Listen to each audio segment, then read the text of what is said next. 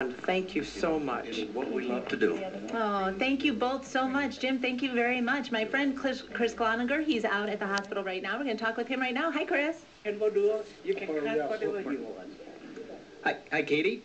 Okay, sorry about that. I'm just talking to I just met Dr. Chai a second ago, and we are with him now. He has been part of this for 30 years. Dr. Chai, how has the technology gone from 30 years to today? There's a lot of stuff when you're talking about, you start somewhere. The primitive technology, for example, when you start with all those years, you give the IV fluid to the baby. You don't have the pump, so you go by the drop. How many drops it come in? And then you start to have the pump, so you are more accurate to give to the baby. Exactly. And nowadays, with the computer chip, everything is precise.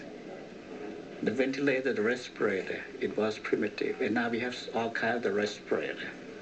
Different mode of the support the baby. We did not have what they call surfactant. Surfactant that we put in the lung of the premature baby. And now we have it probably since 90 that we use that. So that the premature baby now, they have such an easy time and have a better outcome. That's great. Yep. And all the new equipment that we have, for example, we have the ultrasound that predict what's going to happen with the mother. So we are not really surprised when you have something. Otherwise, in the old day, you'd run to the delivery room. Oop, something that we didn't expect it. But now we know ahead of time, so you can prepare the day the baby to be born, and if the baby is going to need a surgery, you can have everything set up on that day. Dr. Chai, you mentioned a mother, and you pointed over your left-hand shoulder, and this is a brand new baby, pretty much, from January 10th, January 20th, excuse me, Jackson was born, and you treated Jackson recently, and you treated Jessica, his mother, about 30 years ago. Now, this is a perfect example of technology and how it's gone. What was the difference between Jackson's case and Jessica's case? Yes, but not mom, only the early birth. But for him, he have much more complex than that. See? You're talking about those heart problems.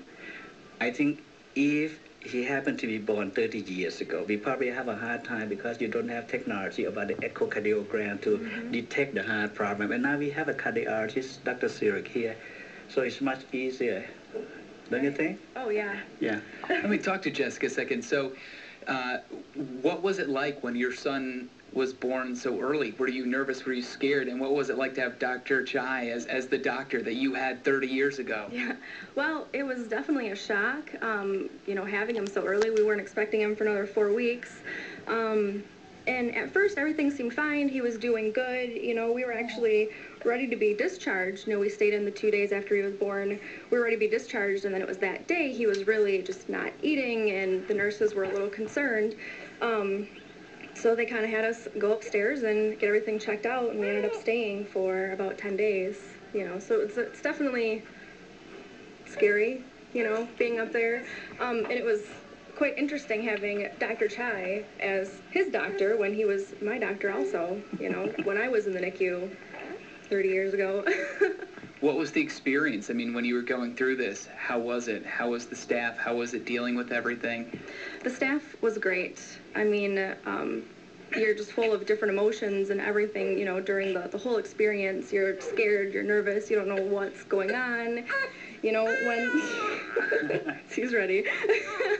But the staff was great. They definitely made us feel at home. There was a sleep room available upstairs, too, that we were able to stay in a couple of the nights, which just helped so much, because we were able...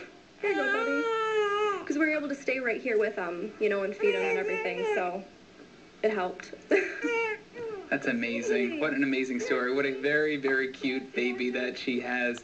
And Jackson's been a trooper being here and waiting for this interview for a half hour. Dr. Chai, Jessica, Jackson, thank you so much for that. And, we'll be checking back here in the course of the next couple of hours, Katie. Gloninger, thank you so much, Chris. What an adorable little baby Jackson is. All right. People like to hear their names on TV. Geraldine Sampler from